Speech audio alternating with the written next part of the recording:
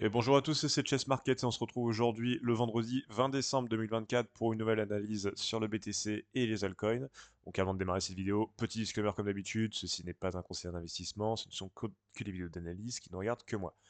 Ouais, donc maintenant que le disclaimer est fait, je pense qu'en fait on va faire une petite vidéo assez courte aujourd'hui, parce que comme on le voit à l'écran là, ça va pas du tout hein, sur le BTC.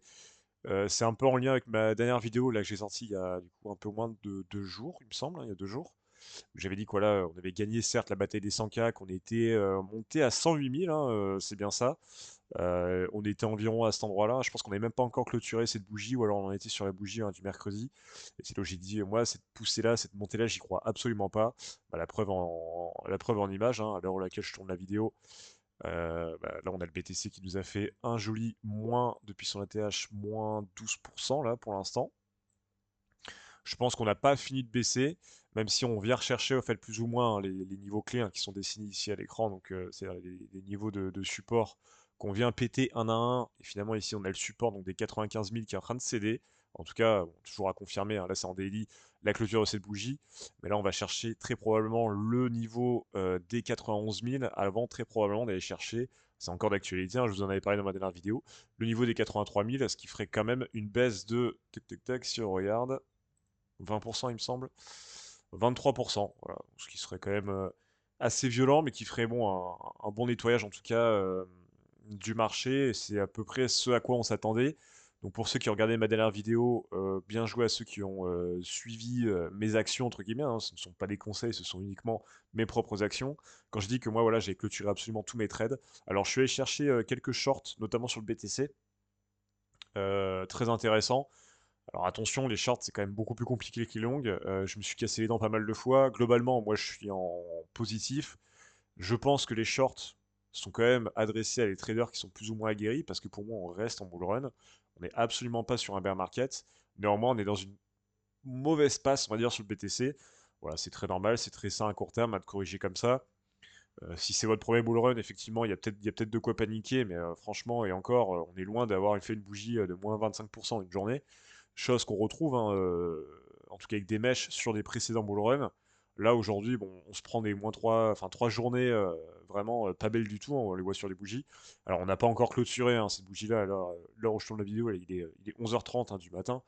Donc, évidemment, toujours à voir, hein, peut-être qu'on repartira à la hausse, j'y crois pas du tout, hein, mais c'est toujours possible, on peut repartir à la hausse. Moi, je pense qu'on va continuer à aller chercher des niveaux de plus en plus bas. Je pense que c'est surtout aussi un problème de liquidité. Plus on a de liquidité hein, sur un marché, moins il est volatile. On le voit sur le BTC aujourd'hui. Je pense qu'on va, voilà, en fait, on peut anticiper plus facilement qu'avant. En tout cas, c'est mon expérience qui parle. Les baisses sur le bull run, je pense, alors ça ne veut pas dire que ça n'arrivera pas, qu'on aura moins de bougies rouges des enfers d'un coup là. C'est-à-dire qu'en fait, plutôt que de faire un moins 30% une journée, on le fera en une semaine, voire peut-être en un peu plus. Enfin, ce sera plus étalé en termes de temps. Pourquoi? Parce qu'on a plus de liquidité sur le marché, la volatilité sera moindre. Après, les objectifs resteront les mêmes, c'est-à-dire que si jamais on en vient à baisser, je pense qu'il est tout à fait possible hein, qu'on aille chercher non seulement le niveau des 91 000, là, 92 000, ici qu'on voit à l'écran, et le dernier niveau, au fait, clé, serait les 83 000. Pas impossible qu'on descende encore plus, bon, j'y crois pas trop, je pense que ce dernier niveau, là qu'on voit à l'écran, les 83 000, sera le dernier support. À ce moment-là, je pense qu'on verra un retournement de marché. Après, rien n'est sûr, hein, j'ai pas de boule de cristal, mais je pense que c'est quand même les derniers niveaux clés. Si on regarde Ishimoku, en fait, tout simplement, ça correspond à ce plat de Kijun en daily qu'on voit ici. On a d'ailleurs la Tenkan Monthly hein, qui est d'ailleurs en dessous du nuage, plutôt dans le nuage en tout cas daily. En tout cas, ici, si jamais on viendrait à descendre, ce serait en dessous du nuage, en dessous du niveau de SSB. La Tenkan Monthly qui n'est qu'à 78 700. Donc bon, alors ça veut pas dire qu'on va aller la chercher, attention, hein, je suis pas du tout en train de dire ça. Néanmoins, on a quand même encore des niveaux clés en dessous qui pourraient nous amener, bon, j'y crois pas trop. Là, par contre, si on vient casser ce niveau-là, ce serait très très perturbant pour le marché. Je saurais pas vous dire si on sera encore, bon, je pense qu'en termes de timeline, on sera encore en bull run. Néanmoins, ce serait un peu inquiétant pour le marché. En tout cas, moi, je vous l'avais dit, on a un canal haussier ici. Qu'est-ce qui se passe quand on a un canal? Je vais vous le dessiner rapidement. Hop, on a un canal haussier comme ça. Alors c'est très très mal dessiné. Mais en général, qu'est-ce qui se passe? On ne vient pas le péter à la hausse, hein, on vient le péter à la baisse. Et c'est exactement ce qui se passe aujourd'hui. Bon, ça c'est sur du chartisme. Vous savez que j'aime pas trop ce type de trading. Néanmoins, on avait cette magnifique divergence daily qu'on voit donc ici on a les prix qui montent et on a finalement le RSI qui descend, ça loupe pas, hein, on a une belle baisse en tout cas. Est-ce qu'on a fini de baisser? Alors je ne sais pas. Néanmoins, on a bien dégonflé au niveau du RSI. Ce qu'on peut regarder, alors attention, j'ai pas encore la confirmation, hein, attendre la confirmation, voir si le RSI en fait, finalement viendrait repartir à la hausse. Pour l'instant, je pense qu'il va peut-être rester dans cette zone-là incertaine pendant quelques jours, en tout cas à minima ce week-end. C'est quand même assez rare qu'on voit des retournements de situation au week-end. Le week-end en général c'est assez calme, notamment le dimanche hein, sur les crypto-monnaies. Néanmoins, bon, on n'est pas à l'abri, hein, on ne sait jamais. Hein, il pourra se passer un retournement ce week-end, j'y crois pas trop. Mais si on en vient finalement à baisser encore plus et à se retourner, à attendre la confirmation et les clôtures des bougies, mais ici on aurait une divergence donc du coup haussière cette fois-ci, parce qu'on a le RSI qui serait en train de baisser ici sur ce prix-là. Attendez, je vais retirer Ishimoku comme d'habitude hein, pour regarder les divergences, pour que ce soit plus clair. Néanmoins, en termes de prix, si jamais on vient regarder donc sur ce plus bas ici en termes de RSI, ça correspond ici au début du bull run, à savoir le mardi 5 novembre, et on viendrait attendre évidemment à la clôture daily. Mais ça m'étonnerait qu'on vienne clôturer en dessous des 66 000 ici. C'est pas impossible, hein, mais ça m'étonnerait. Dans tous les cas, en fait, on serait, même si jamais on vient atteindre le niveau des 82 000, dans le cas d'une divergence haussière. Alors à surveiller de très près, à confirmer dans les jours qui suivent, mais ça voudrait dire qu'on serait quand même dans un scénario plus ou moins haussier. Là, je pense qu'on est en train de nettoyer notre divergence baissière. On est en train de se la prendre en pleine tronche, hein. Moi, je voyais mal le prix continuer là ici au 108K repartir à la hausse. Pourquoi? Parce qu'on a cette divergence baissière à l'écran et puis surtout, on n'avait plus vraiment de jus, les volumes étaient très faibles. Alors moi, j'y croyais pas du tout et allez regarder ma vidéo de mercredi, hein, je vous l'avais dit, j'ai dit moi, je parie plus sur un retournement en plus avec la bougie en marteau inversé ici. On était plus sur un retournement que sur euh, une continuité de la hausse. Ça va pas louper. Maintenant, la question c'est de voir, pardon, surtout jusqu'où ça va aller. Pour l'instant, on est plus ou moins en train de latéraliser, ou en tout cas de s'arrêter sur ce niveau-là des 94 900, 95 000, hein, on peut les appeler comme ça. Si on regarde en 4 heures ce que ça nous donne, 4 heures, ouais, on vient buter finalement. Donc, à voir dans les. On a quand même fait des énormes volumes hein, sur cette bougie-là en 4 heures. Donc, comme quoi, quand même un gros niveau clé euh, ici. Donc pour l'instant, moi je rentre pas pour le moment. Je viens chercher des petits shorts hein, en intraday hein, sur 1 heure, 2 heures. C'est sympa. Néanmoins, attention, parce que quand le marché va se retourner, c'est là où on va se casser les dents. Il peut se retourner ici, il peut continuer de descendre et se retourner ensuite. Il peut continuer encore de descendre et se retourner par la suite. On ne sait pas. Donc attention à les shorts, gardez. Mes shorts, je les garde pas plus d'une journée, pas plus de 24 heures. Même si on voit sur l'écran que voilà, si on avait shorté effectivement dès la sortie de ma dernière vidéo, on aurait pu prendre une belle performance, hein, c'est toujours comme ça, on aurait pu prendre un 10%, ouais, c'est cool. Mais bon, moi, c'est trop risqué pour que je me lance là-dedans. Donc j'ai préféré plutôt shorter dans des petits time frames, des petites en intraday, plutôt que de sortir un énorme short là sur le marché en BTC. Donc voilà, en tout cas, bon, on prend pas une direction claire, nette, précise. Enfin, si, on baisse. Alors, jusqu'où, on sait pas. Néanmoins, pour moi, ça reste très très bon signe pour la suite. Il fallait qu'on purge un peu ce marché. Il fallait qu'on vienne le dégonfler. C'est exactement ce qu'on est en train de faire. On reste bullish, hein, mais on peut pas, c'est sûr, on peut pas avoir des bougies vertes constamment, euh, tout le temps, pendant un bull run. Hein, moi, c'est pas mon premier bull run, donc paniquez pas. On est toujours en bull run. Il y aura des super points d'entrée, hein, qui est des superbes opportunités d'achat. Alors attention, surtout pas tout de suite. Attendre des confirmations de retournement de marché, mais pour l'instant, oui, effectivement, on est dans une tendance baissière qui s'apparente plus à une correction saine que à une tendance baissière long terme.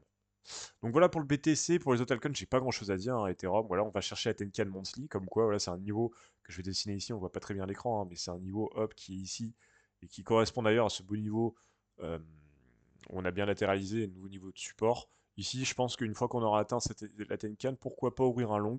Euh, Encore une fois, tout dépendra hein, de ce que nous fait le BTC.